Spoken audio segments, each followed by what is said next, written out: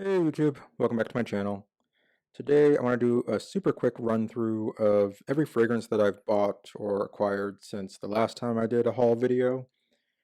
I'm going to try to make it quick and we'll see what happens. Okay, first up is a series of fragrances from Cartier's Les Ours Voyageuses collection. I've already talked about these extensively on another video, so I won't say very much about them. But the first one is Oud Vanille, and the reason it's first is because I actually ended up buying it twice. I bought it once for me, and then my dad came and visited, and he loved it so much that I bought him a bottle as an early Father's Day gift. And I got a really great discount on both. There's a lot of these Cartiers on eBay right now. Cartier Oud Vanille is really worth it if you can get it at a good price. It's a beautiful, smoky, elegant oud vanilla scent with minimal sweetness and no sticky, gloopy amber woods dry down. Yeah, I love it. Next up from Les Ours Voyageuses, it's Oud and Menthe. And just as the name suggests, it is a beautiful woody, oudy, minty, fresh, aromatic fragrance. Very difficult to convey how lovely it is. It just kind of has to be put on skin and enjoyed. It is really a marvel, and I can't get enough of it. And finally, from Les Ours Voyageuses, it's Oud and Rose. And the story with this one is I was in love with my decant of Oud and Rose and went out of my way to get a full bottle. It's discontinued. I ended up having to pay full retail, which was like much more than I wanted to pay. And I got it from netaporte.com. And it got here, and honestly, I'm not as in love with it as I was when I had the decant. It is very challenging. It's very animalic. And in fact, there's something about it which I find a little bit menacing. Um, it's it's a very barnyardy kind of oud with jammy rose. And the few times I've worn it since I got it, it has kind of worn me a little bit. I'm a little intimidated by this fragrance, but I keep going back to smell it because I want to figure out what it is about it that makes me have such a strong emotional reaction to it. And it's not a bad fragrance at all, don't get me wrong. I really do enjoy it, but emotionally, it's a trip. And moving on from a very challenging rose to a very easy rose, this is Cartier's Pure Rose, and this is from the Les Épures de Parfum line, which is part of the Les Ours, Cartier's high-end line, but these are all focused on just single notes and they're relatively simple perfumes. I've tried most of them now, including Pure Quinconce, which is a kumquat fragrance, very nice lemony or lemongrassy orange fragrance. I also tried Pure Magnolia, which I didn't enjoy nearly as much, um, but I really enjoyed Pure Rose, and I picked it up on eBay for an excellent price. Um, it's more than just kind of a rose fragrance. It's a pink rose. I get a lot of jasmine or something like jasmine, something kind of like a little bit fruity and marshmallowy. The fragrance on the whole is also a little bit creamy. Like it almost has a whipped feeling to me, like a parfait. And it has a very nice rosy pink musky dry down, and it lasts a very long time on my skin. It's been really nice this spring, and I've worn it to the office a bunch since I've got it actually. And yeah, I'm just really enjoying it. Really enjoying Cartier in general these days, I guess. Okay, the next one was a blind buy actually, and it is Elisab Essence Number 4 Oud. This came from a collection that Elisab released more than a decade ago. It was like their high-end designer line, and it was 10 fragrances, all done by Francis Kirkjohn. I've smelled several of them, including the Vetiver, which I owned briefly, and the Tuberose, which I really, really enjoy. But I blind bought the Oud because it was like $40 on Joma Shop. And funny story, when it came, it was already missing this amount of fragrance. It had leaked out in the box. The whole package smelled like oud. There was like gunk all over the atomizer, and it was just a mess. The label is kind of messed up. I don't know how well you'll be able to see that, but so I put it back in the box, and I was just going to ship it back, return it, and not mess with it. But I got a wild hair one day, and I sprayed it on, and it is really beautiful. It's a really lovely fragrance. It has this element to it where it kind of smells like something you think you might have smelled before, like an unplaceable, like this scent feels familiar, like this feels like it should already exist, even though I can't place my finger on anything that it might smell like. It's not a challenging oud. It doesn't even really smell distinctly of oud to me. It has a kind of vague precious woods smell, like cedar and sandalwood mixed with black pepper is a note here, and also benzoin. It's definitely smoky, but it's also just a very classy, deep, woody scent that's really appropriate for any gender and any time of the year. Um, and I'm glad I didn't return it. I'm glad I didn't seal it back up and ship it back because it's a great fragrance, especially with how cheap it is on the internet right now. I wish that the other ones from this line were still available because I think they have a really unique point of view. This is one that feels like I got it a long time ago, but I guess not. This is Prada's Infusion de Ylang. This was a 2023 release, I think, or maybe late 2022. And I smelled it last year and really loved it, but it hadn't hit the discounters yet. But now it's out at the discounters in full force. Can be had very cheaply, so I swooped up a bottle. It is a ylang scent, so it's a kind of a beachy, tropical.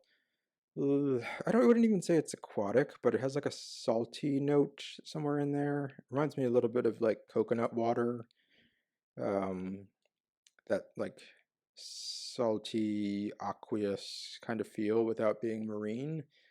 But it's a very floral ylang note as opposed to like a creamy one. And there's also a really nice, savory, nutty cardamom with some benzoin, some sandalwood, some iris. Um, it's not the highest quality fragrance, but it smells so damn good. And um, I'm really kind of bowled over by how simple it is. It again kind of smells like something that you might have already smelled or like you think should already exist, but it's done very well. It's very comforting, and I've gotten a lot of compliments on this one. I wear this one to play beach volleyball. I'm in a beach volleyball league, and I play every weekend, and this just fits that need for a volleyball perfume perfectly. So I'm over the moon about this one. Okay, and next up is Kiehl's Original Musk. I'd smelled this one in a department store on a business trip a long time ago and thought it was nice. And then I kept getting emails from Kiehl's about some big sale they were having.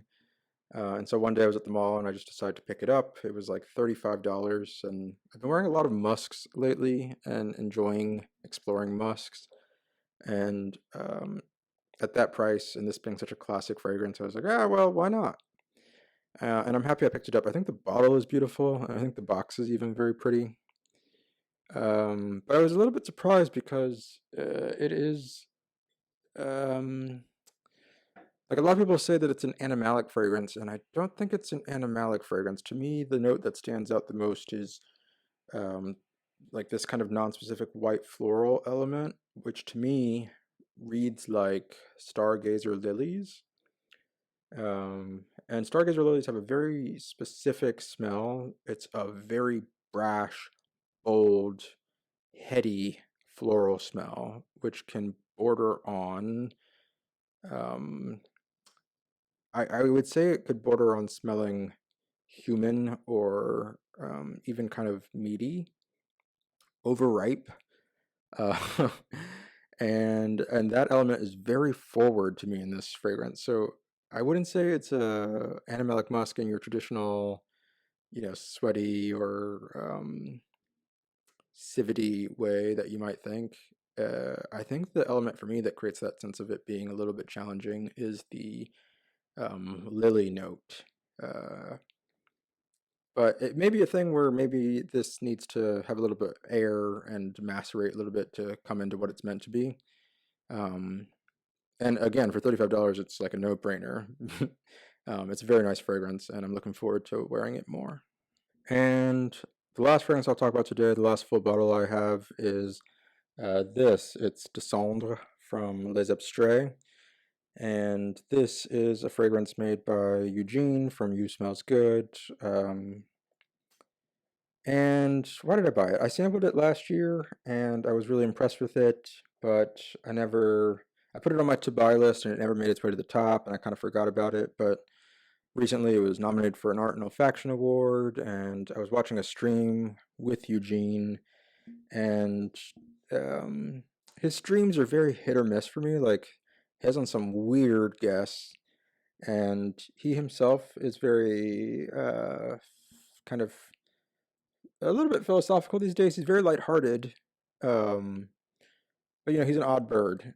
And anyway, but on this particular stream, he was saying some things that I found to be, I don't know, I related to, and I found him very charming. I remembered some of the things that I liked about his content of yore.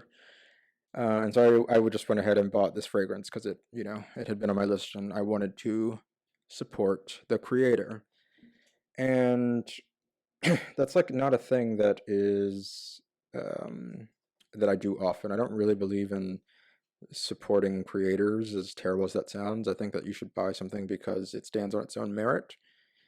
And to be absolutely fair, this perfume does stand on its own merit. It's a beautiful creation. It has exceptionally high quality ingredients. You can feel the quality of the perfume and you can feel the love and the thought that went into it. I'm particularly impressed by the fact that it's not like another one of these niche fragrances that's just like an exploration on a given theme.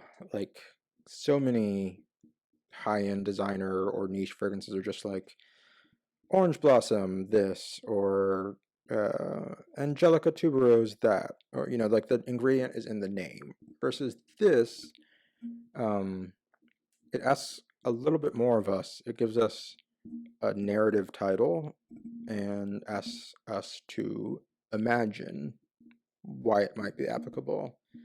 And I feel as though the title Des Cendres from Ashes is actually um, quite apt, and it does have this quality about it that is um, a little bit meditative, dark, uh, something that might be rising from destruction.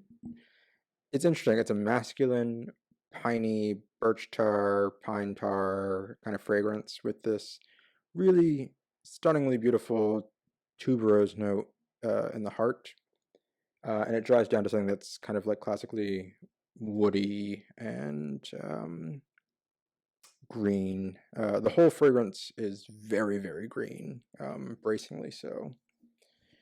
Uh, and I've just enjoyed the kind of seeing the creative process behind it vis-a-vis Eugene's channel, and now kind of experiencing it as an owner of the perfume.